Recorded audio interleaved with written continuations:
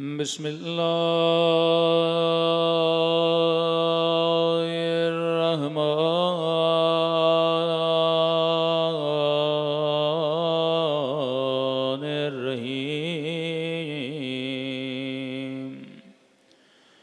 अल्हम्दुलिल्लाहि रब्बिल आलमीन। अल्हम्दुलिल्लाहि कमा हुवा अहलो। अस्सलातु वस्सलामु अला सय्यदिल मुरसलीन व ख़ातमे नबिय्यीन अबिल क़ासिम मुहम्मद अल्लाहुम्मा सल्लि अला मुहम्मद व अला आलिहि तय्यबीन अत्ताहिरीन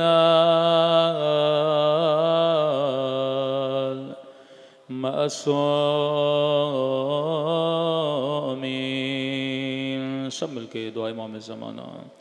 अल्लाहुम्मा कुल्ले वलियका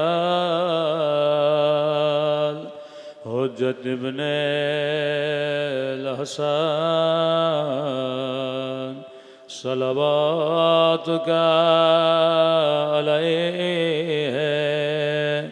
व अला आबाए फी हादिहि अस्साअ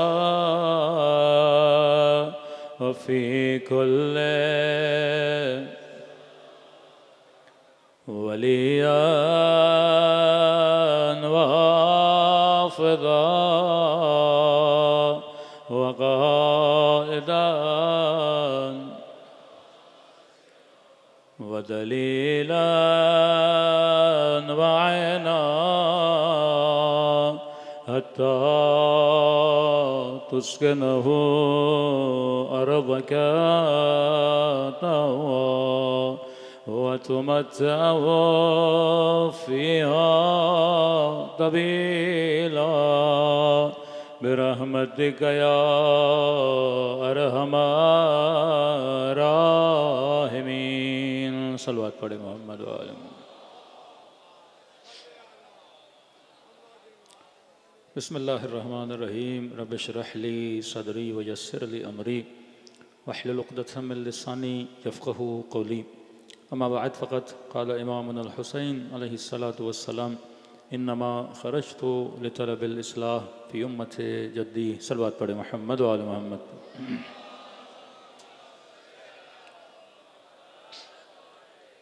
दुआ है परवरदिगार आलम हम सब की इबादतों को अपनी बारगाह में कबूल फ़रमाए और जो मकसद ज़िंदगी और इबादत लेकर इस फ़र्श अज़ा पे आए खुदा उन मक़ासिद में हम सबको कामयाबियाँ कामरानियाँ नसीब फ़रमा दे।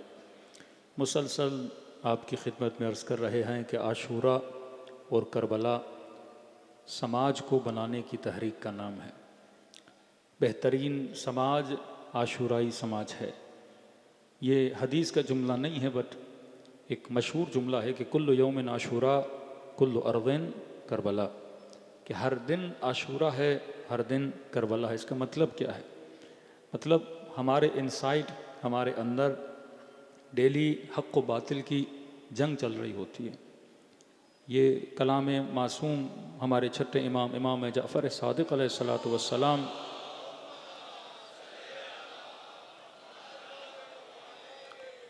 मेरे मौला की एक हदीस है बनाम हदीस जुनूद जहल और जुनूद अक़ल। इस पे पूरा अशरा में पढ़ चुका हूँ, नौजवान उसकी तरफ रुजू कर सकते हैं। मौला फरमाते हैं तुम सब के वजूद के अंदर दो लश्कर पाए जाते हैं, एक लश्कर जहालत का लश्कर, एक लश्कर अक़ल का लश्कर। कि दुनिया में कोई भी बच्चा पैदा होता है उसके इनसाइड ये दो लश्कर होते हैं। अब फरमाया 60 साल की ज़िंदगी 70 साल की ज़िंदगी ये देखा जाता है कि तुमने किन सवारों को अपने ऊपर सवारी करने दी। इमाम खुमैनी ने इस पर किताब भी लिखी है, शरह जुनूद अक्ल और जहल, इल्म अखलाक की ये बेहतरीन किताब पाई जाती है। फरमाते हर इंसान के अंदर ये सिपाही हैं। एक जंग बाहर है, एक जंग तुम्हारे अंदर है। बाहर की जंग इंसान तभी जीत पाता है जब इंसान अपने अंदर की जंग जीत लेता है। इमाम हुसैन यही बताना चाहते हैं कि मुआशरे में जो अफराद हैं उनके वजूद पर अक्ल की हुकूमत नहीं है, जहल की हुकूमत है। और मुआशरा जब जाहिलों की हुकूमत में आ जाता है फिर वो इमाम शिनास नहीं बनता, फिर वो इमाम के मुकाबले में आ जाता है। फिर मासूम ने गिनवाना शुरू किया, मसलन यही हसद, यही बुग़्ज़, यही इनाद, यही लालच, मुख्तलिफ़ बीमारियाँ जो इंसान के अंदर होती हैं, इन्हीं की वजह से इंसान गलत डिसीजन लेता है। हाबील और काबिल की जंग, बरादरान यूसुफ की जंग, एक सिपाही हसद का इनके अंदर आ गया। 40-50 साल इन्होंने भाई को अपने बाप से जुदा कर दिया। एक पूरी फैमिली तबाह बर्बाद हो गई सिर्फ एक बुरी आदत की वजह से। और कुरान कहता है कि शैतान ने इनके बीच में अदावत डाली। फैमिलीज़ के अंदर इख्तलाफ का बीज आता है इसी एक बुरी आदत की वजह से। काज़ी शुरैह को जब कहा गया कि लिखो हुसैन के लिए कि ये वाजिबुल कत्ल हैं, कहते हैं सियाहदान पड़ा हुआ था जिसके अंदर स्याही थी जिससे ये ख़त लिखता था। इसने वो पत्थर की सियाहदानी उठाई और अपने सर पे मारी, इसके सर से खून जारी हुआ। मतलब ये इमेजिन भी नहीं कर सकता था कि मैं ज़िंदगी में कभी इमाम हुसैन के लिए लिखूँगा लियाज़ुबिल्लाह ये वाजिबुल कत्ल हैं। लेकिन इसके अंदर एक छुपा हुआ सिपाही था, जहालत का सिपाही, लालच का सिपाही, माल की मोहब्बत का सिपाही। उन्होंने कहा ठीक है, आप फतवा लिखो ना लिखो, इमाम हुसैन को तो हम वैसे ही मार देंगे। 30,000 का लश्कर कहाँ और चंद अफराद कहाँ। कहा हुसैन ने तो वैसे ही चले जाना है, तुम लिखो या न लिखो। और उसके सामने सोने और दिरहम की थैलियाँ रख दी। कि हम तुझे पूरी रात दे रहे हैं, ये तेरी मर्ज़ी है, फैसला कर। कहते हैं पूरी रात कभी ये जहन्नुम में जाता था, कभी ये जन्नत में आता था। अरे ये कौन है, सैयदा शबाब अहल जन्नत हैं। फिर अंदर इसका एक जहालत का सिपाही था जो उसे कहता था तुम्हारे फतवे न लिखने से कोई फ़र्क पड़ने वाला नहीं है, हुसैन ने तो वैसे ही शहीद हो जाना है। वो सिपाही इस पर गालिब आ गया और उसने फतवा लिख दिया कि हुसैन वाजिबुल कत्ल हैं। कभी कभी ऐसी ख़ताएँ जो हमने तसव्वुर में भी नहीं सोची होती, हम उन ख़ताओं पर आ जाते हैं। वजह क्या है? क्योंकि हम जहालत के सिपाहियों को सवारी देते हैं। फरमाया मजलिस हुसैन इब्न अली, ये जहालत के सिपाही हैं। इन्हें खुराक कौन देता है, इन्हें असलहा कौन देता है, इन्हें मजबूत कौन करता है? फरमा इन्न नफ्स लअम्मारतुम बिस्सू, ये शैतान है जो जहालत के सिपाहियों को मजबूत करता है। और दूसरी तरफ अक्ल के सिपाही हैं, इन्हें मजबूत करने के लिए दर अहद बैत पर आया जाता है। तो हम मजलिस हुसैन में आके अपने अक्ल के सिपाहियों को मजबूत करते हैं और जहालत के सिपाहियों को ज़ेर करते हैं। और अगर हुसैन से न मिलता कभी अक्ल का सिपाही बेदार न होता, ज़ुहैर अगर मौला से न मिलता कभी अक्ल का सिपाही बेदार ना होता। तो फर्श अज़ा हमारे वजूद में अक्ल को मजबूत करती है। और अगर फ़र्द मजबूत हुआ तो फैमिली मजबूत होती है, और जब फैमिली मजबूत होती है तो मुआशरा मजबूत होता है, और जब मुआशरा मजबूत होता है मजबूत लीडरशिपें आती हैं, और जब मजबूत लीडरशिप आ जाती है अब ये मुआशरा दुनिया के हर इस्तिकबार का मुकाबला करने के लिए आमादा हो जाता है। सलवात पढ़े मोहम्मद व आले मोहम्मद पर।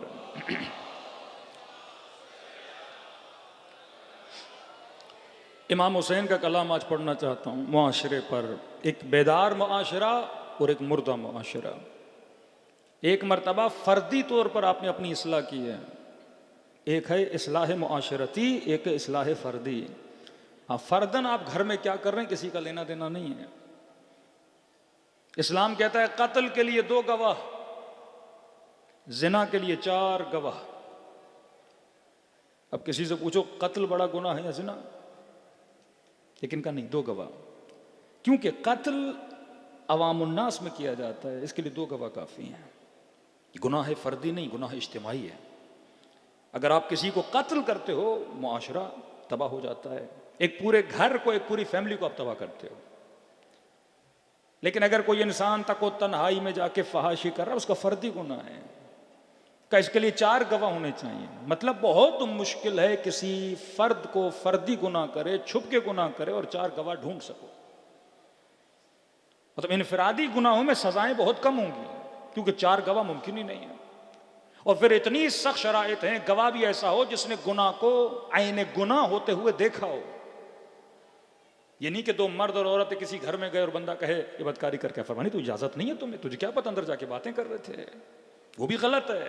लेकिन तोहमत जिना नहीं लगा सकते। 4 गवाह हों, क्यों? क्योंकि सख्त है, क्योंकि फर्दी गुनाह को अगर घरों से निकाल कर मुआशरे में लाओगे तो मुआशरे में कुबह गुनाह गिर जाएगा। और अगर इसने कहा कि इन्होंने बदकारी की है, साबित न कर सका, उल्टा इसको कोड़े मारे जाएं, क्योंकि शहर में ढिंढोरा पीट रहा था कि 2 लोगों ने गुनाह किया है, और जिस गुनाह का लोगों को पता भी नहीं था, इसने गुनाह को क्या कर दिया, आम कर दिया। फर्दी अमल, घर में नमाज पढ़ रहा है, फर्दी अमल खाना क्या खा रहा है, फर्द का अमल घर में क्या पहनता है, क्या करता है, मुआशरे का लेना देना नहीं। इस्लाम सख्त है कि मुआशरे के अंदर बैठ के कोई बुराई ना करो। घर के अंदर कम लिबास पहना, जो कि नहीं पहनना चाहिए पर पहना, उसका फर्द है, मसला नहीं। लेकिन यही लिबास पहन के अगर रोडों और गलियों पे आए, इस्लाम सख्ती दिखाता है। घर के अंदर कोई गीबत की, कोई गुनाह किया, कोई झूठ मारा, कोई गलत मजाक किया, कहिए तुम्हारा फर्दी अमल है, तुम जानो, तुम्हारा अल्लाह जाने। लेकिन अगर यही अमल आकर बाजार में करे, फिर इसकी इस्लाम क्या कहता है, सख्त सजा। इमाम हुसैन फरमाते हैं मैं मुआशरे को सुधारने आया, मतलब अफराद को छोड़ो, मुआशरा इमाम हुसैन का बिगड़ चुका है। अगर इस मुआशरे की इस्लाह न की जाए, मुस्लिह मुआशरा न बना जाए, क्योंकि अगर समाज खराब हुआ तो फैमिलीज खराब हो जाएंगी। अगर समाज में अच्छाई, आमिर बिल मारूफ व अनहा अनिल मुनकर का मतलब क्या है, मारूफ अच्छाई को बुलंद करो, बुराई को लोगों को बताओ कि ये बुराई है। तवल्ला का मतलब नेकों से इश्क करो, तबर्रा का मतलब बुरे लोगों से दूरी करो। ये जो बंदा बुरा है इसके अंदर बुराई है। बुराई क्यों है? क्योंकि मुआशरा बुरा था। यजीद क्यों बना? क्योंकि घर का माहौल बुरा था। यजीद शराबी क्यों बना? क्योंकि घर का माहौल बुरा था। यजीद जानी क्यों बना? क्योंकि घर का माहौल बुरा था। यजीद फासिक क्यों बना? क्योंकि घर का माहौल बुरा था।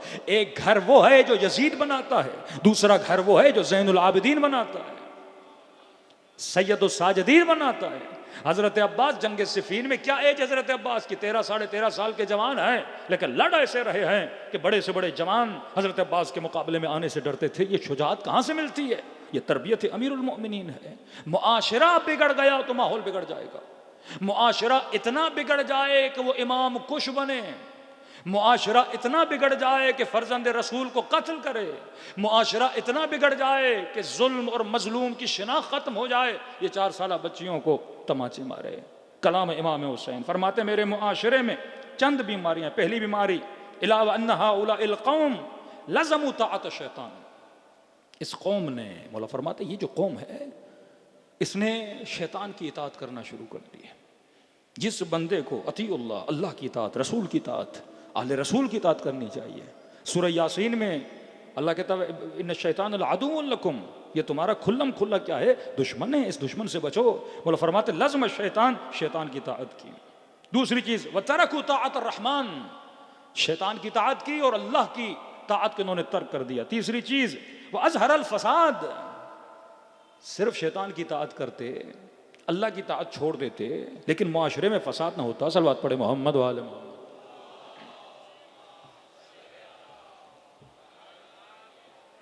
अल्लाह आपकी खिदमत रखा। इमाम फरमा मालिक, मुआशरा अगर सही चलाना चाहते हो, एक लीडरशिप के लिए ज़रूरी है कौम को चलाने के लिए बजट होना चाहिए। दूसरा मालिक, एक दिफाई निज़ाम होना चाहिए, बाउंड्रीज होनी चाहिए कि इन बच्चों के जहनों में कोई शुबहे डाल रहा है, कोई इनके जहनों में खराबियां पैदा कर रहा है, कोई सोसाइटी का माहौल ख़राब कर रहा है, कोई एक ऐसा हल्का होना चाहिए जो इस माहौल को रोकें। तीसरी चीज़ व इस्लाह अहलिहा, मालिक तुम्हारी ड्यूटी है कि इस अहले मुसलमानों के अंदर इस्लाह को पैदा करो। ये इमाम हुसैन फरमाते हैं। फरमाते लज़िमु ताअत शैतान व तरकु ताअत अर्रहमान, शैतान की ताअत में चले गए, अल्लाह की ताअत को छोड़ दिया। तीसरी चीज फरमाया ज़हर अल फसाद, इनके दरमियान फसाद आम हो गया। मदीने में एक गवैया आया, अब ये इमाम हुसैन का जमाना है, एक गाने गाने वाला। अहले मदीना उसके इर्द गिर्द जमा हो गए, पूरे शहर में ऐलान हुआ फलां गवैया फलां सिंगर आया है सिंगिंग करने के लिए, सारे अहले मदीना जमा हो गए। तारीख लिखने वाला लगे, तबरी की तारीख ज़रूर पढ़ा करें, तारीख इस्लाम ज़रूर पढ़ा करें, इससे शऊर और इबरत मिलती है इंसान को। कहते हैं इस कदर मजमा जम हुआ कि नीचे के हॉल में जगह नहीं थी, लोग छत पे चढ़ गए और छत पे इतना रश हुआ कि वो छत उस गाने वाले के सर पे गिर गई। आया था गाने के लिए और लोगों के हुजूम ने उसे क्या कर दिया, वासिल जहन्नुम कर दिया। ये अहवालात हैं मदीने के। चौथी चीज फरमाया अत्तलु हुदूद अल्लाह, मुआशरे में फसाद आम हो गया लेकिन अल्लाह की हुदूद अल्लाह की इन्होंने तातील कर दी, छुट्टी पे चली गई अल्लाह की हुदूद। इस कदर मुआशरती इख्तलाफात जमाने में पैदा हो गए, इस कदर फवासिल तबकात पैदा हो गए कि रसूल खुदा के ज़माने में अरब और अजब में कोई फ़र्क नहीं था। जैसे जैसे उमर के ज़माने से, उस्मान के ज़माने से फतूहात इस्लामी शुरू हुई और लोग मुसलमान बनना शुरू हुए, कोई कनीज़ बन के आ रहा है, कोई ग़ुलाम बन के आ रहा है। ख़ुद जिस बंदे ने अटैक किया दूसरे खलीफे पे, उमर पे, आप देखेंगे उसका रीज़न क्या था जब आप तलाश में जाएंगे, ये अजम है, अरब नहीं है। उसके साथ ज्यादती की जाती थी, अरब आते थे उसके दुकानों पे ज्यादती करते थे, उसको जगह नहीं देते थे। अजम को बाजार में इतनी इजीली जगह नहीं मिलती थी। ये इमाम हुसैन के ज़माने में मिलता है। एक बंदे ने, इब्राहिम बिन हुशाम, एक अजम ने अरब से शादी कर दी। अजम को कहते मवाली, अरब लड़की से शादी की इसने। यहां तक कि इजाजत नहीं थी एक अजमी अरबी से शादी करे। कौम परस्ती इतनी बढ़ गई। या आज आप देखते हैं कि अरब कंट्रीज में आपको अजमी बोला जाता है, खुद को अरबी बोलते हैं। अगर आप ओमान चले जाएं तो उनका जो ऑफिशियल ड्रेस है आपको पहनने की इजाजत नहीं है, सजा मिलेगी आपको। ये अरकचीन जो अरब इकाल जो अपने सर पे रखते हैं, आप नहीं पहन सकते। कि 100 साल इनके मुल्कों में रहो लेकिन आपको नेशनलिटी नहीं दी जाती। फिर कहां गई इंसानियत, कहां गए ह्यूमन राइट? ये कौन सा दीन है? किसके मानने वाले हैं? रसूल खुदा के मानने वाले हैं। आज क्या हैसियत है एक अजम? ये कहां से चीजें नशअत ले रही थी? ये उसी जमाने से कि इस बंदे खुदा ने अरब लड़की से शादी की। हुशाम का जमाना, इसको पता चला, उस लड़के को बुलवाया, 200 कोड़े इस बंदे खुदा को लगाए गए। सर इसका मुंडवाया गया कि तुम्हारी जुर्रत कैसी हुई कि तुमने अरब से रिश्ता लिया है। एक मवाली की जुर्रत हो जाए कि अरब से रिश्ता ले। वहीं से लड़की को जुदा किया गया कि यहां किसी को इजाजत नहीं कि अजमी किसी अरबी से शादी करे। जमाने में फसाद इतना फैल चुका, वहां पर अमीरुल मोमिनीन की हुकूमत है। मौला की अपनी बहन उम्मे हानी खिराज मांगने आती हैं, बैतुल माल से कुछ पैसे मांगने आते हैं। मौला अली उसको 30 दिरहम देते हैं। उम्मे हानी अभी जा रही होती है कि अजमी खातून आती है, वो मांगती है, मौला अली उसे भी 30 देते हैं। यहां अमीरुल मोमिनीन की बहन, इकलौती बहन, अबू तालिब की इकलौती बेटी कहती है, मौला अली मेरे भाई, मैं अबू तालिब की बेटी, तेरी बहन, खलीफे की बहन, मुझे भी 30 और ये अजम है इसे भी 30 दे रहे हो। अमीर उमर फतेह, बहन बैठ जा। का बहन जो तू कह रही है, अली ने पूरा कुरान पढ़ा, खुदा ने कहीं नहीं बताया कि अजम को कितना देना चाहिए, अरब को कितना देना चाहिए। पूरे कुरान को पढ़ा, वहां पे एक ही आयत मिली, इन्ना अकरमकुम इंदल्लाहि अतकाकुम। खुदा के नजदीक अगर कीमत है, अर्जिश है, कानून है तो वो किसका है? साहिबे तकवा बंदे का है। अल्लाह ने न रंग देखा, न काला देखा, न सफेद देखा। ये करबला क्यों मजमुआ है? क्योंकि वहां पर रंग सफेद वाला भी है, रंग के काले वाला भी है। फरमाया अजहरुल फसाद, चौथी चीज अत्तल हुदूद अल्लाह, पांचवी चीज फरमाया बैतुल माल में गारत करना। इस कदर बैतुल माल को पामाल किया गया कि वो लोग जिनके बदन पे लिबास पहनने के लिए नहीं होता था, रसूल खुदा जब इस्लाम लाए, ये मक्के से हिजरत करके जब मदीने में पहुंचे, इनको अंसार का, मदीने वालों का भाई बनाया गया, सीखे उखवत पढ़ाया गया, इन्होंने अपने घरों में इनको जगहें दी। फरमा इतना पैसा नहीं था, 2 लिबास होते थे, उससे ज्यादा लिबास नहीं होता था। अमीरुल मोमिनीन जब हुकूमत पर, इमाम फरमाते कहां से है तुम लोगों के पास इतना पैसा? सिर्फ आप अमवाल असहाब रसूल उनके मरने के बाद जाकर देखें, यह तारीख एक तहकीक है। जनाब जुबैर जब दुनिया से जाते हैं, इतना सोना था कि घुटनों पे तोड़ तोड़ उनकी नस्लों में तकसीम किया जा रहा था। मिस्र में अलग घर था, मदीने में अलग घर था, मक्के में अलग घर था, इतने बड़े बड़े घर, इतना माल और अमवाल। लेकिन अमीरुल मोमिनीन जब जाते हैं, क्या छोड़ के जाते हैं अपने बच्चों के लिए?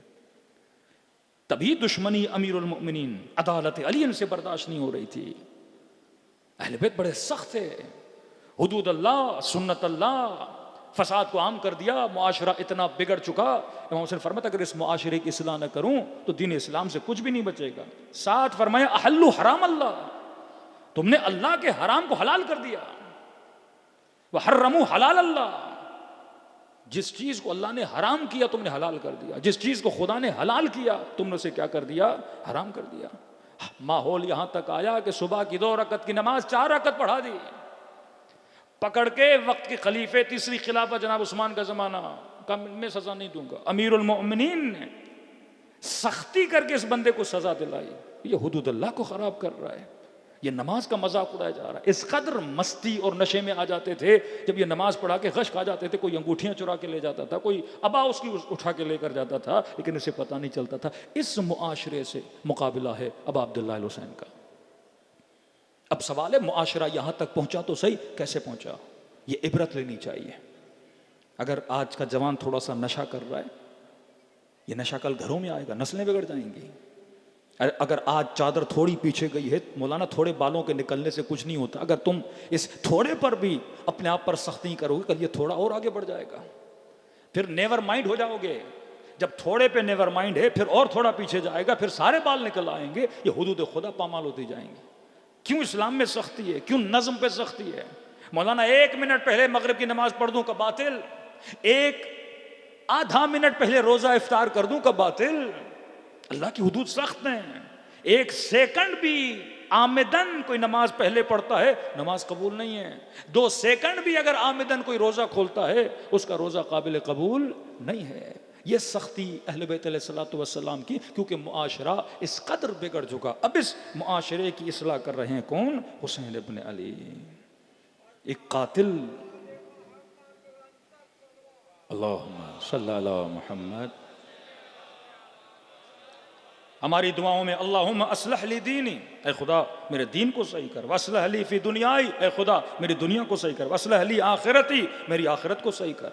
परवरदिगारा इन्नी इलैहा मादी, मैं यौम माद में आऊँगा, मेरे माद को सही कर। ये जगह जगह अल्लाहुम्मा जअलनी महया महया मोहम्मद व आले मोहम्मद, ऐ खुदा मेरी ज़िंदगी को ऐसा बेहतर बना जैसे मोहम्मद और आले मोहम्मद की ज़िंदगी थी। व ममाती ममात मोहम्मद व आले मोहम्मद, मेरी ममात भी ऐसी बना, मेरा दुनिया से जाना भी ऐसा बना जैसा मोहम्मद और आले मोहम्मद का था। तो अहले बैत चाहते थे कि समाज के अंदर इस्लाह आ जाए, अमीरुल मोमिनीन चाहते थे कि मुआशरे के अंदर इस्लाह आ जाए। जब तक मुआशरा सालेह नहीं बनता, इस्लाह की इब्तदा अपने अंदर से। जब अंदर बन गया, घर बनेगा, जब घर बनेंगे मुआशरा बनेगा। फिर आप बोल सकते हो ये मुआशरा कौन सा मुआशरा है? हुसैनी मुआशरा। सलवात पढ़े मोहम्मद व आले मोहम्मद पर।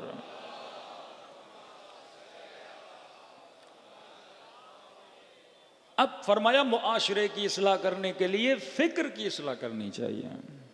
अगर इस बंदे मोमिन की फिक्र गलत है, अगर आपका तर्ज फिक्र, आपका सोचना गलत है, कि हमने कहा ना पूरी कौम अगर किसी मुल्क को बोले सुपर पावर है, एक सोच है ना। आप बच्चे बच्चे को बोल रहे हो, न्यूज़ पढ़ने वाले बोल रहे हैं, अखबार में आ रहा है, किताबों में आ रहा है कि सुपर पावर एक अकीदा बन जाएगा। फिर मजलिस अज़ा गलत अकीदों को क्या करती है? सही करती है। कोई बंदा खैबर सुने, खंदक सुने, इमाम हुसैन सुने कि रिज़न बे रिज़ा तस्लीमन ले अमरे ला माबूद सिवाक, हम तेरी रज़ा पे राज़ी हैं, तेरे अलावा कोई हमारा रब नहीं, माबूद नहीं, तेरे अलावा किसी के सामने झुकेंगे नहीं, सर कटा देंगे पर झुकेंगे नहीं। ये सोचो, एक तरफ आपकी सोच डेवलप की जाए कि जनाब कोई मुल्क है तो सबसे ज़्यादा ताकतवर है। अब जब सोच नस्लों के अंदर, जनरेशन्स के अंदर डेवलप हो जाएगी, ये बुज़दिल जनरेशन्स बनेंगी। इनके अंदर कभी भी ये नहीं होगा कि अगर कोई ऐसा मुल्क हमारे ऊपर अटैक करे या कोई ऐसी कंडीशन खुदा न खास्ता आ जाए तो क्या हम दिफा के पोजीशन में कैसे दिफा करोगे? जब सोच पस्त हो जाए कि मैं तो लड़ ही नहीं सकता, वो बंदा पहले ही हार जाता है। जिस सोच में जो बंदा हार चुका है। जनरल मुशर्रफ से जब इन्होंने अड्डे मांगे तो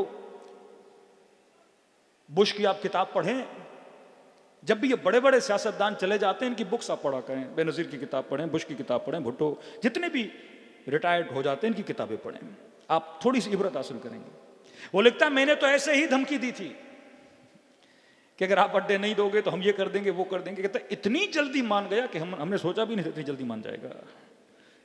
क्योंकि फिक्री एतबार से अगर हम ये मान लें कि अगला मुझसे बहुत ज्यादा ताकतवर है तो वो शिकस्त देने बड़ी आसानी से शिकस्त दे सकता है। लेकिन अगर कोई न माने, एक है शुजाअत बदनी, एक है शुजाअत दरूनी। हमारे यहाँ शुजा वो नहीं जिसका बदन बड़ा हो, भारी भरकम हो, जिसका हौसला बुलंद हो, जो इंटरनल शुजा हो। जब यहूदी मदीने में आए अमीरुल मोमिनीन से मिलने के लिए, कहा हमने मिलना है किससे, कहा हैदर से, हैदर से, क्योंकि मदीने वाले अमीरुल मोमिनीन को अली इब्न अबी तालिब के नाम से जानते थे। कहा कौन हैदर? का वो जंग हुई थी, मरहब को मारा था, अमर इब्न अब्दुवत को मारा था, तुम्हारे मुसलमानों का जो सबसे बड़ा बहादुर है, मुझे उससे मिलना है। अब इनके बहादुर कौन थे? कवियुल हैकल, बड़े बड़े बदन, बकरे खाने वाले, ऊंट के बच्चे उठाने वाले। तो किसी ने कहा कि मस्जिद में मिलेंगे तुझे। मौला का लक़ब है अबू तुराब। हमेशा फ़कीरों के साथ, गरीबों के साथ मस्जिद की चटाई पे बैठ जाते थे। इत्तफाक से खाने का वक्त भी था। पूछते पूछते का कौन है अली, कौन है अली, अली से मिलवाओ।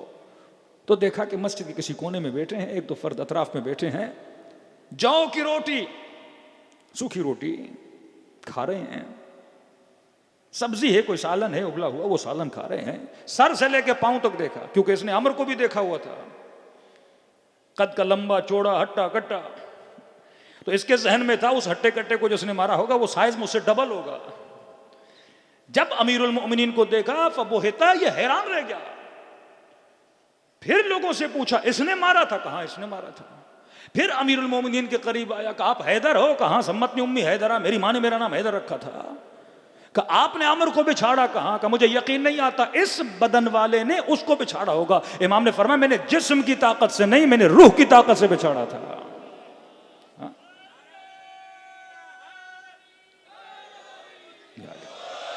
जब एक अंग्रेज भी किताब लिखे द लाइफ ऑफ मोहम्मद और कहे कि एक सिपाही ऐसा था, अजीब हौसला था इस सिपाही का सारे मैदान जंग में जाते थे, आगे भी जरा पीछे भी जरा, मतलब सीने पर भी जरा पीठ पर भी जरा। लेकिन एक जंगजू बड़ा अजीब मिलता है तारीख इस्लाम, who fought without armour on his back. ये जब भी गया इसने आगे तो जरा पहनी पर पीठ पे जरा नहीं पहनी। और जब इससे पूछा गया आगे जरा पहनते हैं, पीठ पे जरा क्यों नहीं पहनते, तो इन्होंने जवाब दिया आगे जरा इसलिए पहनता हूं क्योंकि आगे अटैक करना होता है, आगे हमला करना होता है, ताकि आने वाले तीर को जरा रोक दे। लेकिन कसम है अबी तालिब के बेटे ने कभी पीठ पे जरा नहीं पहनी, क्योंकि अली मैदान जंग में लड़ने के इरादे से जाता है, पीठ दिखा के भागने के इरादे से नहीं जाता।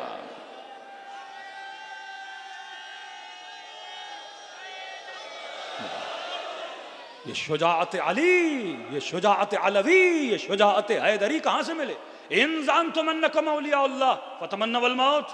अगर अल्लाह के वली हो तो कहा कि मौत की तमन्ना करके दिखाओ। वली होना, वली का लक़ब देना, किसी फकीर को पैसे देके रुकू में खैरात देना, या और है अल्लाह की तरफ से फजीलतों का मिलना, और है शब हिजरत बिस्तर मौत पे सोना, या और है सिर्फ मर्द नहीं।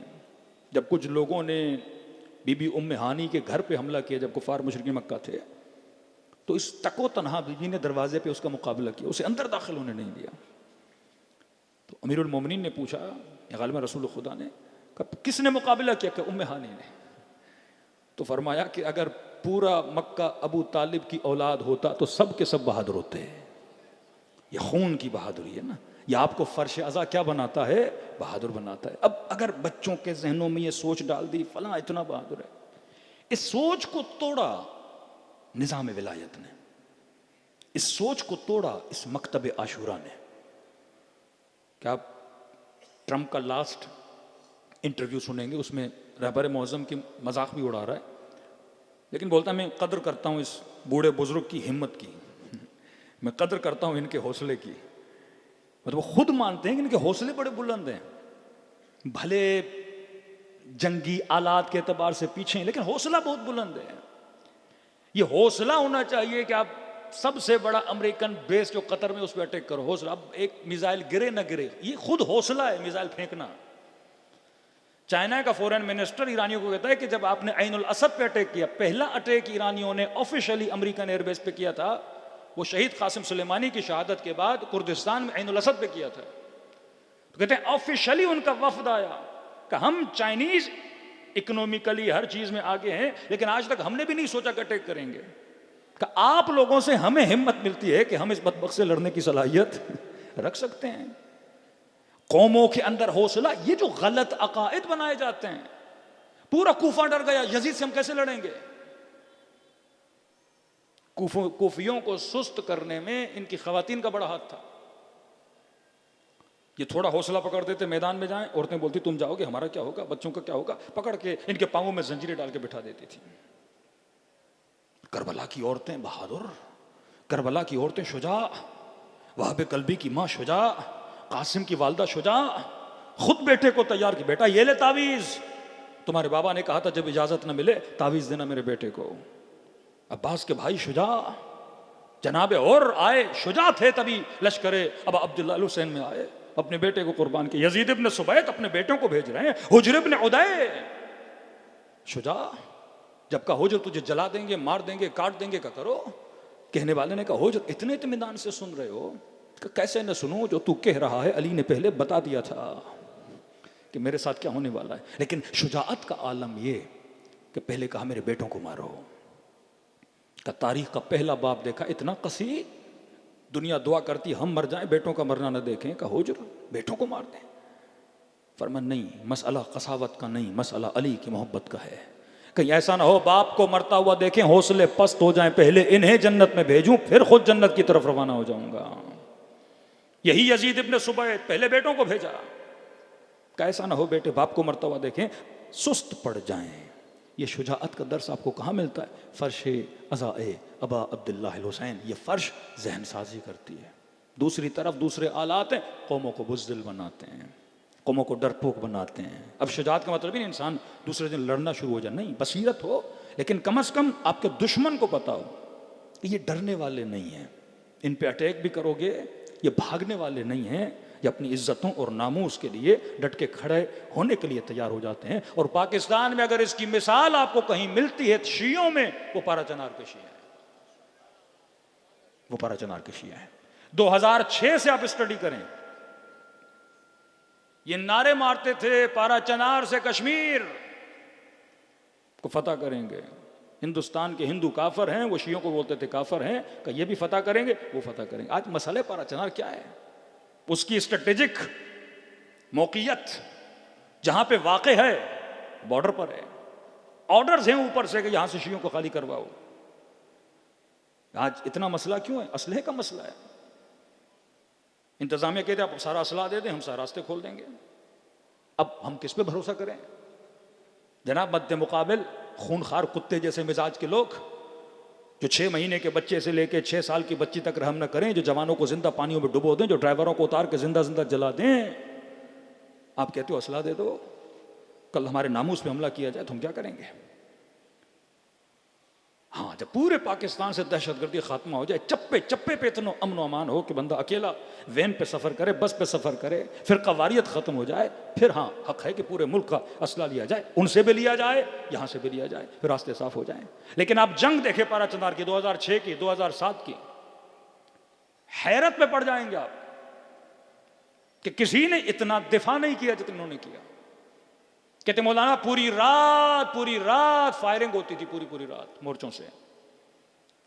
सुबह को एक वक्फा आता था, वो हम अपने शोहदा की लाशों को लेकर जाते थे, वो अपने खबीसों की लाशों को लेकर जाते थे।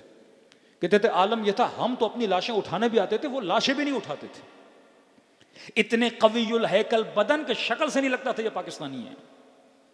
कोई चिचनी, कोई कज़ाक, कोई तुर्कमन, कोई अफगान, इतना हैवी भारी भरकम अटैक करते थे। लेकिन ये शुजाअत अलवी, ये शुजाअत हैदरी, अपनी ज़मीन का, अपने वतन का, अपने नामूस का दिफा कैसे किया जाता है, यहाँ आप देख सकते हैं। इनके बच्चों में शहादत का दर्स कहाँ से आया?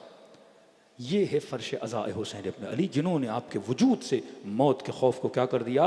ख़त्म कर दिया। फरमाया इमाम हुसैन तो मैं करबला जा रहा हूँ, फरमाया अपनी जहनों को सही करो, अपनी फ़िक्रों को सही करो। हर कोई कह रहा हुसैन मारे जाओगे, हुसैन मारे जाओगे, तो हंसकर जवाब दिया, फरमाया मौत हमारे लिए ऐसे है जैसे औरत के गले में हार होता है। अरे हम तो इसे पहन के चलते हैं, और मौत हमारे लिए मौत नहीं बल्कि रब की मुलाकात का नाम है। सलवात पढ़े मोहम्मद व आले मोहम्मद पर।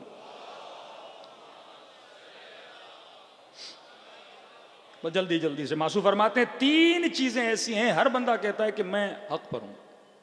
अपनी फिक्र को सही करो, इस निज़ाम में रहते हो तो अपनी अफकार को इन चीज़ों से बचाओ। ये निज़ाम इंसान साज बनाता है, ये निज़ाम इंसान को बुलंदियों पे ले जाता है। फरमाते हैं पहली चीज़ कि हर बंदा कहता है मैं हक़ के साथ हूँ, पहली चीज़ फरमाया दीनुहुल्लज़ी यअतक़िद, हर बंदा अपने अकीदे को सही समझता है। आप कहीं किसी गली बस्ती में चले जाएं, क्रिश्चियन से पूछोगे भाई हक पर हम हैं, वहाबी को बोलो कहेगा हमसे बड़ा कोई अच्छा मुसलमान ही नहीं है, बरेलवियों को बोलो कि हमसे बड़ा तो अच्छा कोई मुसलमान है ही नहीं, शियों से बोलो कहेंगे हमसे अच्छा कोई मुसलमान है ही नहीं। कि ये इंसानी फितरत है, हर बंदा अपने ही अकीदे को क्या बनाता है, सही समझता है। तो का मौला फिर कैसे, इमाम फरमा मेयार बनाओ, उस मेयार पे अगर कोई अकीदा उतर रहा है वो अकीदा सही है, वो कुरान है, वो सुन्नत रसूल है, वो अक्ल है। कुरान कहता है इन्न अक्रमकुम इंदल्लाहि अत्काकुम, तुम्हारे सबसे करीब अल्लाह के वो है जो साहिब तक़वा। लेकिन हमारे भाइयों का अकीदा को गली से गुजर रहा था, टेढ़ी आग करके रसूल को देख भी लिया, ये क्या बन गया, जन्नती बन गया। अब आगे जो भी करे हमारा नहीं जाए, निज़ाम अदल के खिलाफ है।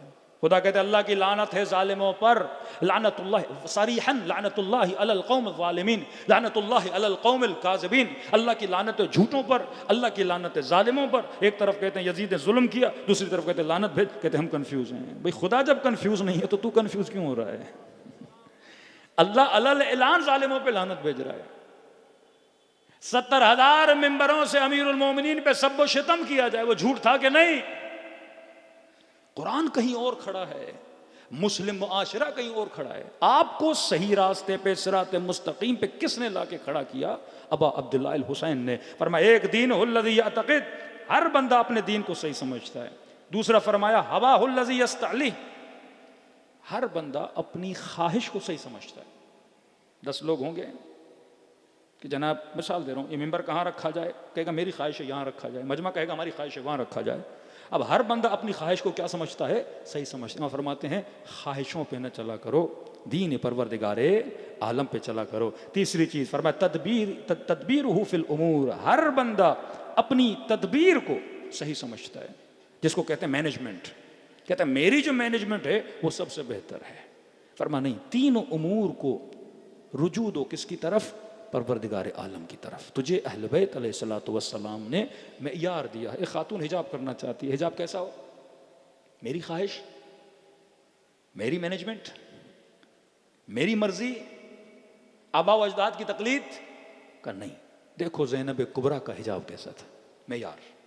देखो सैयदा फातिमा तो ज़हरा का हिजाब कैसा था, मेयार।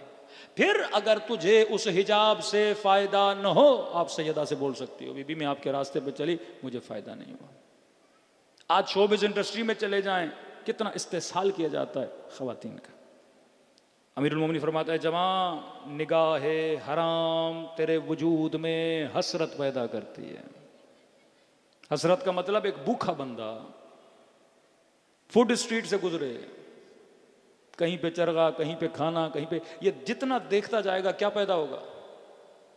आप मिसाल करें, 2 भूखे लोग हैं, एक बंदे को कहो फूड स्ट्रीट से होके आ जाओ, जेब खाली बिल्कुल कुछ भी नहीं, फूड स्ट्रीट घूम के आओ, इस रास्ते से आओ। दूसरे भूखे को कहो कि गली है, सुनसान गली है, सारी दुकानें बंद है, वहां से आओ। ये दोनों जब घर पहुंचेंगे सबसे ज्यादा गमगीन कौन होगा? फूड स्ट्रीट वाला, क्योंकि ये आया इसने कुछ देखा ही नहीं, सुकून से आके सो गया। और अगर घर भी पहुंचेगा, चलो आधी रोटी होगी, आधा प्याज होगा, खा के सो जाएगा सुकून से। और वो जो फूड स्ट्रीट के चरगे वर्गे कढ़ाइयां देख कर आए, उसे न प्याज अच्छा लगेगा ना रोटी। हसरत भी लेकर आएगा, गम भी लेकर आएगा, और वो रोटी भी उसे अच्छी नहीं लगेगी। बोला फरमाते निगाह है हराम तेरे वजूद में क्या पैदा करती है, हसरत। बड़ी गाड़ी देखोगे दिल होगा लूं। किसी ने कहा मौलाना गाड़ी लेना चाहते हैं, कितने जेब में पैसे का, मसलन 30 लाख हैं। 30 लाख में कौन सी गाड़ी आती है? क्या कोई GLI BLI कोई यूज गाड़ी ले लें, ये आ जाती है। अब 30 लाख लेके 1.5 करोड़ 3 करोड़ के शोरूम पे चला जाए, ले तो नहीं सकता, बैठेगा, ट्राई मारेगा, दिल में ख्वाहिशें पैदा होंगी, ये गाड़ी ले लूं, ये गाड़ी ले लूं, आखिर में नसीब इसको कल्टसी होनी है। अब वो जब छोटी गाड़ी लेगा खुश नहीं होगा, कहेगा ये कैसी गाड़ी है, इसकी AC वैसी नहीं, इसकी सीट वैसी नहीं। मासूम तुझे टेक्निक बता रहे हैं जीने की, इस्लाह कर अपनी ज़रूरतों की ख्वाहिशों को इतना आगे बढ़ाओ जितनी ज़रूरत की चादर है, इससे ज़्यादा पैर न फैलाओ। फरमाया अमीरों के घरों को देखकर अपनी झोपड़ियों को तबाह बर्बाद न किया कर।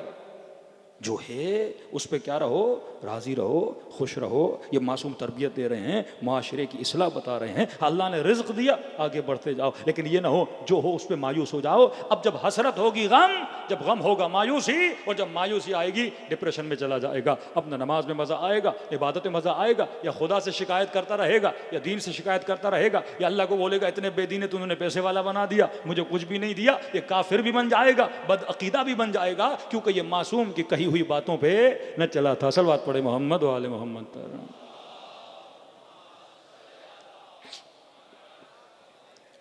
आओ करबला में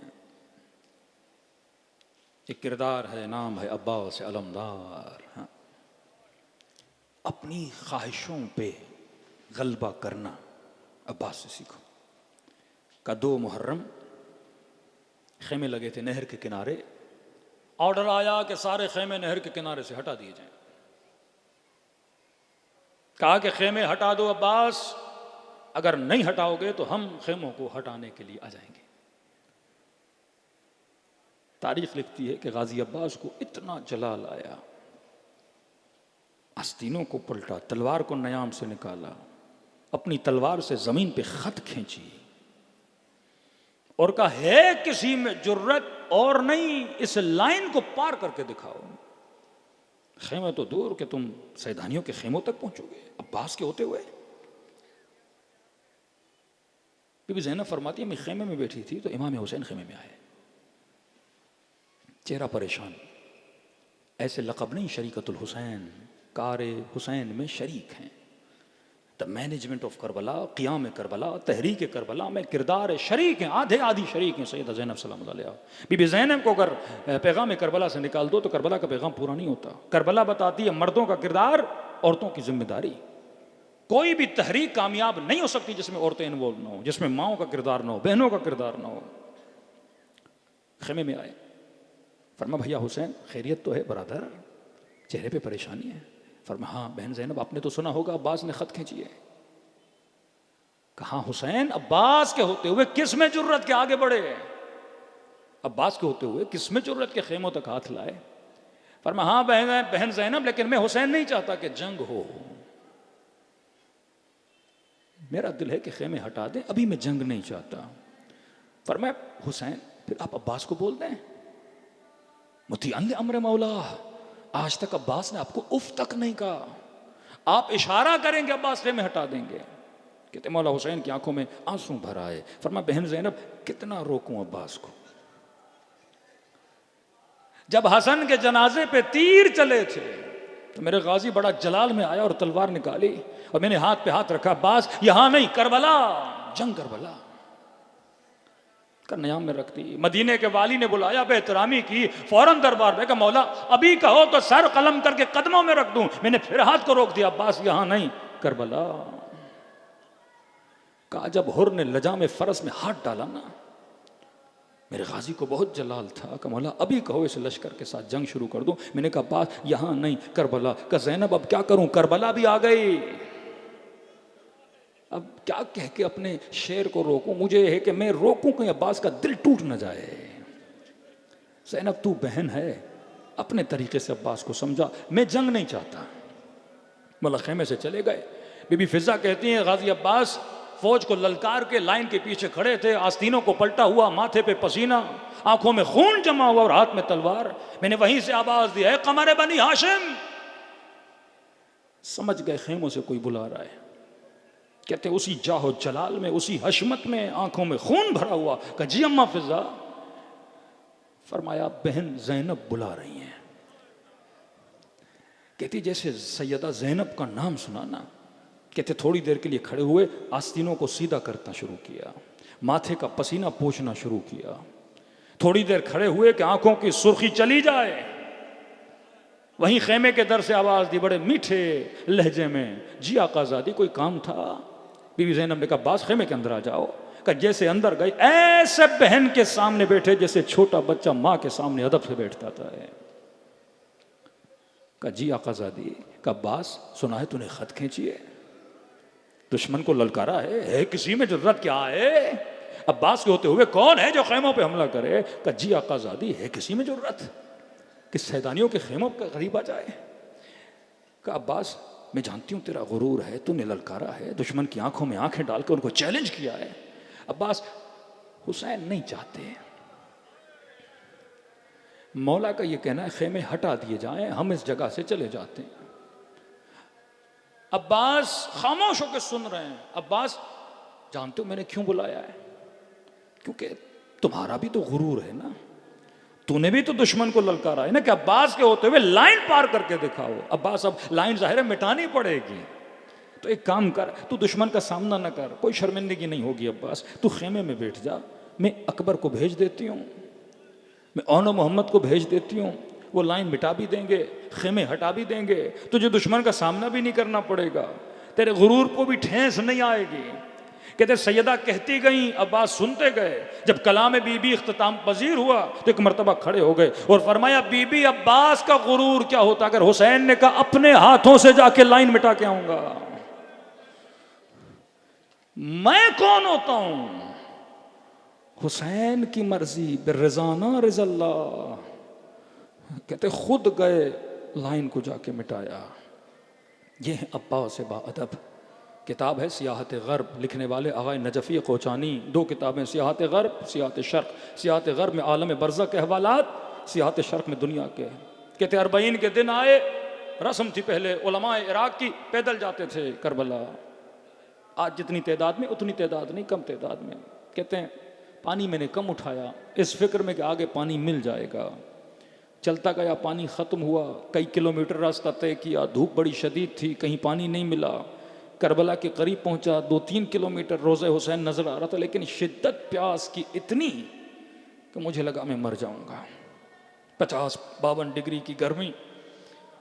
कहते जब शिद्दत बढ़ी तो मेरे जहन में एक फिक्र आई कि नजफ़ी इतनी गर्मी, इतनी धूप को तू बर्दाश्त नहीं कर पा रहा, चलो ज़ैनुल आबदीन ने कर लिया होगा, ज़ैनब कुबरा ने कर लिया होगा, ये छोटे छोटे बच्चे उन्होंने करबला से कूफे तक का सफ़र कैसे तय किया होगा।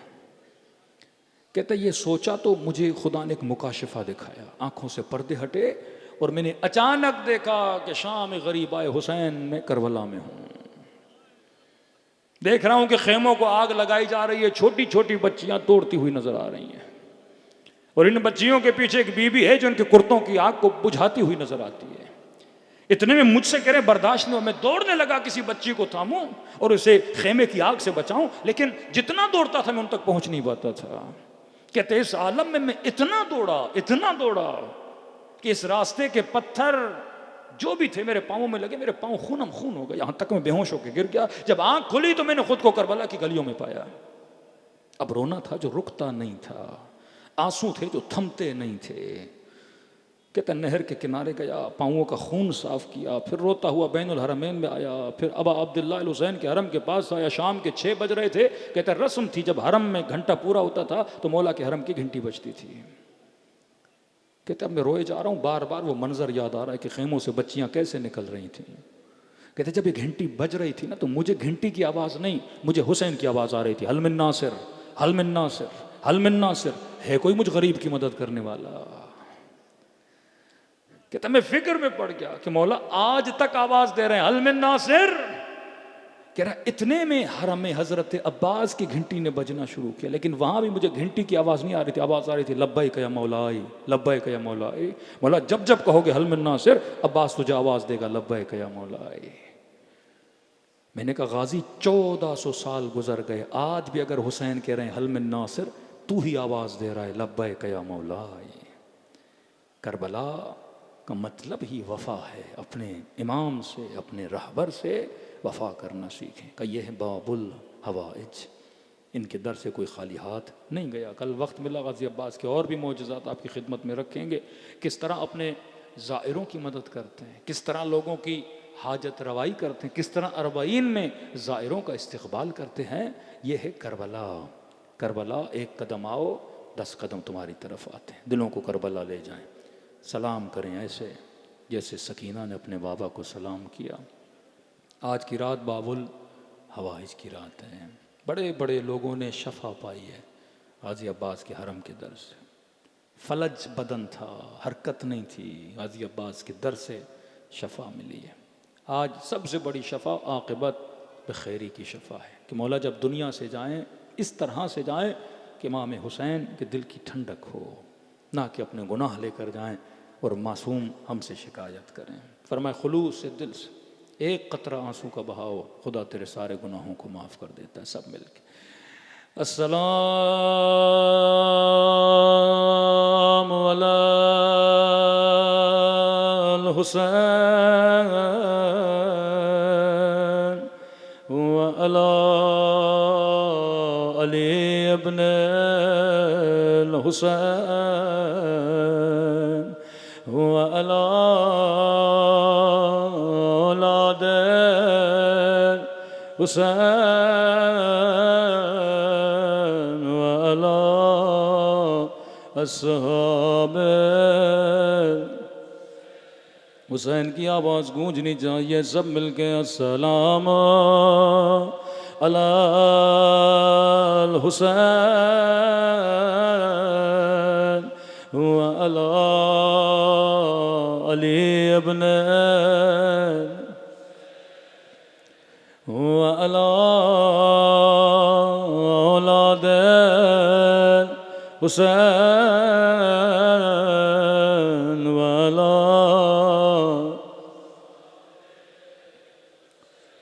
सब मिल के बुलंद आवाज़ से अस्सलाम अला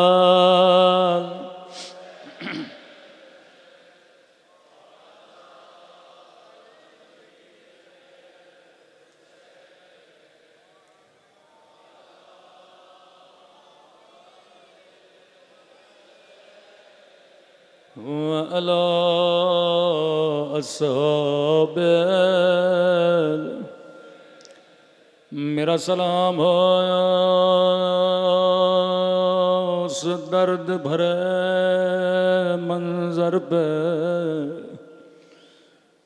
जब हुसैन घोड़े से उतर कर दो कटे हुए बाजू उठाए, बाजुओं को चूम कर कहा अब्बास मेरी कमर टूट गई।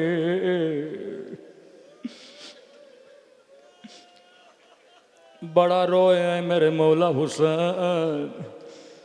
रावी कहता है अकबर के लाशे पे गए बड़ा गिरिया किया, कासिम के लाश के टुकड़े उठाए बड़ा गिरिया किया।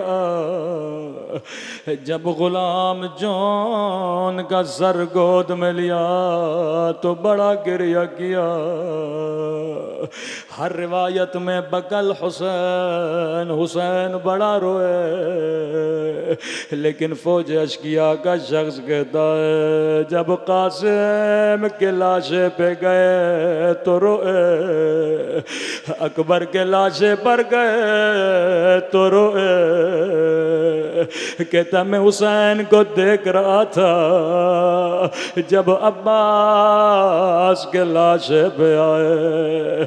रावी ये नहीं कहता बकल हुसैन हुसैन रोए, बल्कि कहता है सरखल हुसैन। हुसैन ने बुलंद बुलंद आवाज से चीखना शुरू कर दिया, कहने लगे अब्बास आंखें खोलो, ये फौज अशकिया मेरा मजाक उड़ा रही है। चीखना शुरू किया, फौज अशकिया ने हंसना शुरू किया, कहने लगे हुसैन का काम हमने तमाम कर दिया। हाय गुरबत हुसैन। लक़ब कमर बनी हाशिम, चांद था बनी हाशिम का। बीबी उम्मुल बनीन को जब बताया गया हुसैन मारे गए, रो के कहने लगी अब्बास अपना दूध नहीं बख्शूंगी, तेरे होते हुए जरा का लाल मारा गया। किसी ने कहा बीबी अब्बास के सर पे गुर्ज लगा था, कहने लगी कासिद मैं मानने के लिए तैयार नहीं हूँ, मैं माँ हूँ अब्बास की, किसमें जुर्रत है सामने से मेरे अब्बास पे हमला करे। ओ कद इतना बड़ा था जब घोड़े पे बैठते पाँव जमीन से लगते थे, रोकर का बीबी बाजू सलामत नहीं थे,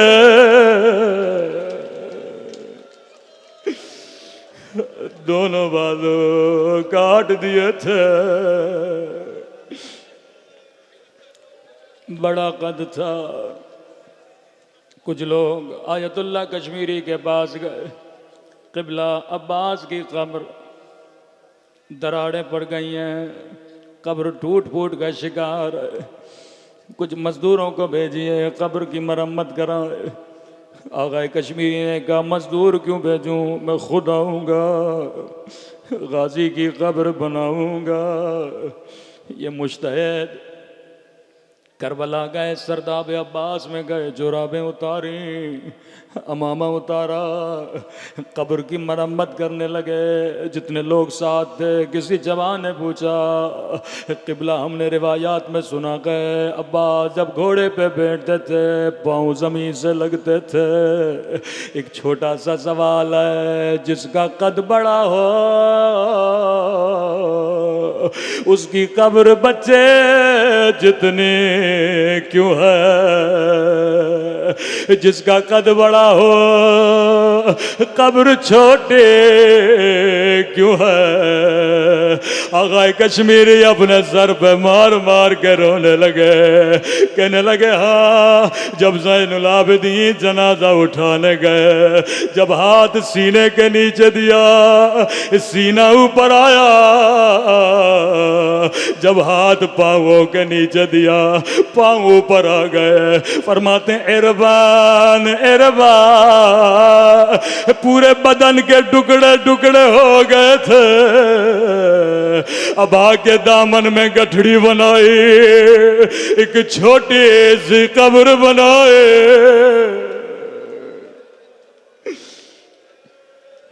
हाय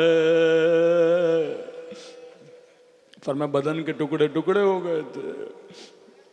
दो बीवियों को अब्बास पे बड़ा नाज था, एक का नाम सकीना है। जब खेमे में मश्क लेके बाहर गए, दौड़ी दौड़ी बच्चों को जमा किया, बड़ी खुश थी। बच्चों मेरा चचा पानी लेने गया है, कभी किसी मैदान से खाली नहीं आया, अब हमें प्यासा रहना नहीं पड़ेगा।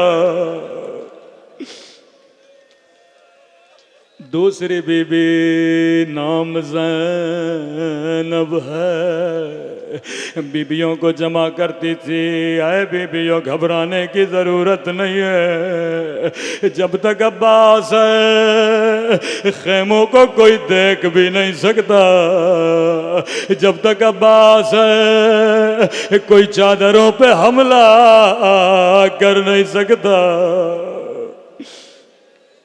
जब मौला की खिदमत में आए, इमाम ने फरमाया अब्बास ज़ैनब के तुझ पे बड़ा भरोसा है, अब्बास अगर ज़ैनब इजाज़त दे मैं हुसैन तुझे नहीं रोकूंगा। खेमे के दर पे आए आकाज़ादी, मिलना चाहता हूँ, ज़ानू अदब लगा के बैठ गए, लेकिन तारीख़ इतनी खामोश बैठे थे। बीबी ज़ैनब बड़ी हसरत से देख रही थी। फरमाया अब्बास मैं ज़ैनब समझ गए क्यों आए हो, अब्बास मैं तुझे रोकूंगी नहीं, लेकिन बहन की कुछ बातें सुनता जा। जी मेरी आकाज़ादी, अब्बास शहर कूफा था, हुकूमत बाबा अली की थी, मेरा काफिला शहर के बाहर रुका था। बाबा ने कहा हसन रात होने दो, लोगों को अपने घरों में जाने दो, बाजारें बंद होने दो, फिर मेरी बेटी को बाजार से गुजार दो। अब्बास दुकानें बंद हो गई, लोग अपने घरों को चले गए। खुद बाबा अली मेरे इस्तकबाल के लिए आए, मेरे ऊँट की महार को थामा, सवारी जैसे बाजार से गुजरने लगी। मुझे कहा ज़ैनब बेटा ज़रा अमारी का पर्दा हटाना। अब्बास मैंने पर्दा हटाया, कहने लगे ज़ैनब गौर से देखो ये कूफियों के घर है। अब्बास मुझे समझ नहीं आ रहा, मुझे क्यों दिखा रहे हैं? सवारी थोड़ा और आगे बढ़ी, फिर बाबा ने कहा ज़ैनब ज़रा पर्दा हटाना। मैंने पर्दा हटाया, कहने लगे ज़ैनब गौर से देखो ये कूफे का बाजार है। अब्बास मेरी समझ में नहीं आ रहा था। सवारी थोड़ा और आगे बढ़ी, फिर कहा ज़ैनब ज़रा पर्दा हटाना। अब कहा ज़ैनब ये कूफे का चौक है। अब्बास मेरी समझ में नहीं आया। मैंने कहा बाबा बाजार दिखाने हैं, हसन को दिखाइए, चौक दिखाने हैं, हुसैन को दिखाइए, बेटियां और बाजार। बाबा ने मेरी सवारी बिठाई, ज़ारो कतार रो रहे थे। कहा ज़ैनब ज़रा हाथ आगे लाना। कभी मेरी कलाइयों को चूमने लगे, कभी मेरे सर का बोसा लेने लगे, कहने लगे ज़ैनब यही बाजार होगा, तेरे हाथों में रस्सियां और तेरे सर से चादर छीनी जाएंगे।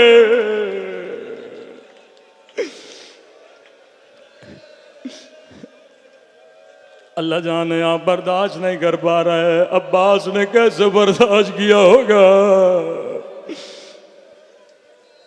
अब्बास मैंने कहा बाबा आप इमाम हो, जो कह रहे हैं सही है, लेकिन ज़ैनब का छोटा सा सवाल है। गैरतमंद फर्श अज़ा पे बैठे हो।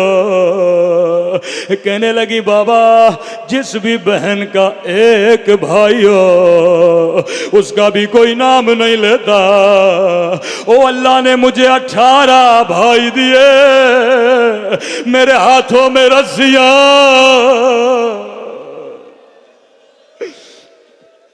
बस बाबा ने रोक कर कहा ज़ैनब उस वक्त कोई नहीं रहेगा। अब सुनेंगे ज़ैनब ने कैसे खुदा गाफिल किया। कहती हैं गाजी खड़ा हो जा।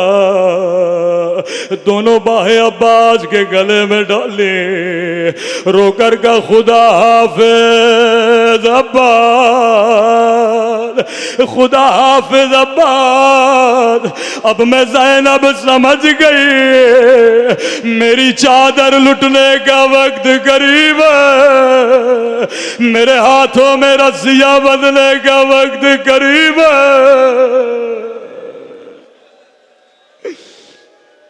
खुदा हाफिज अब्बास। रस्सियों को इमाम ज़माना ने बड़ा याद किया। एक सलाम ज़ारत नाहिया में इमाम ज़माना का बस अहमद तमाम करूं। फरमाया मेरा सलाम हो उन ज़ख्मी कलाइयों पे। इमाम ज़माना किसी ज़ाकिर का सलाम नहीं, मेरा सलाम हो उन ज़ख्मी कलाइयों पे, ओ जिन्हें रस्सियों से बांधा गया था। मैंने अपने उस्ताद से पूछा ये किस बीबी की कलाइयाँ हैं? कहने लगे ये इमाम ज़माना सैयदा ज़ैनब की कलाइयों को याद करके रो रहे हैं। मैंने कहा बीबी को ताज़ियाने लगे, मौला ने वो मंजर याद नहीं किया। जालिम ने नोके नेज़ा की अनियों से मारा, इमाम ने वो मंजर याद नहीं किया। कलाइयों में ऐसा क्या था? कहने लगे ये कोई आम मंजर नहीं, ये 11 मुहर्रम का दिन है, जब ज़ैनब की नज़र हुसैन के पामाल लाशे पे पड़ी। ज़ैनब ऊँट से ऐसे गिरी ओ जैसे अब्बास घोड़े से गिरे थे। शायद कोई मोमिन मुझ पे एतराज करे, मौलाना ज़ैनब और अब्बास भला गाजी की तरह कैसे गिरी?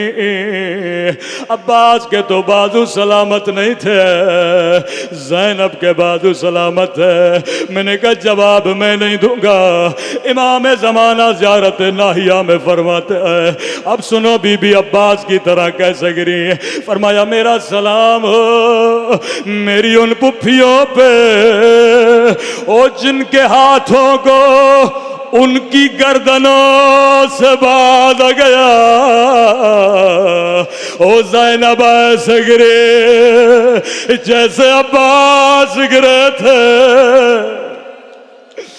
लेकिन एक बड़ा फर्क था, जब गाजी गिरे तो सर हुसैन की गोद में था, लेकिन जब ज़ैनब गिरी तो नामहरमों का मजमा था। फरियादें करती रही, ऐना ऐना अखी अब्बा, ऐना ऐना अली अकबर, मातम हुसैन।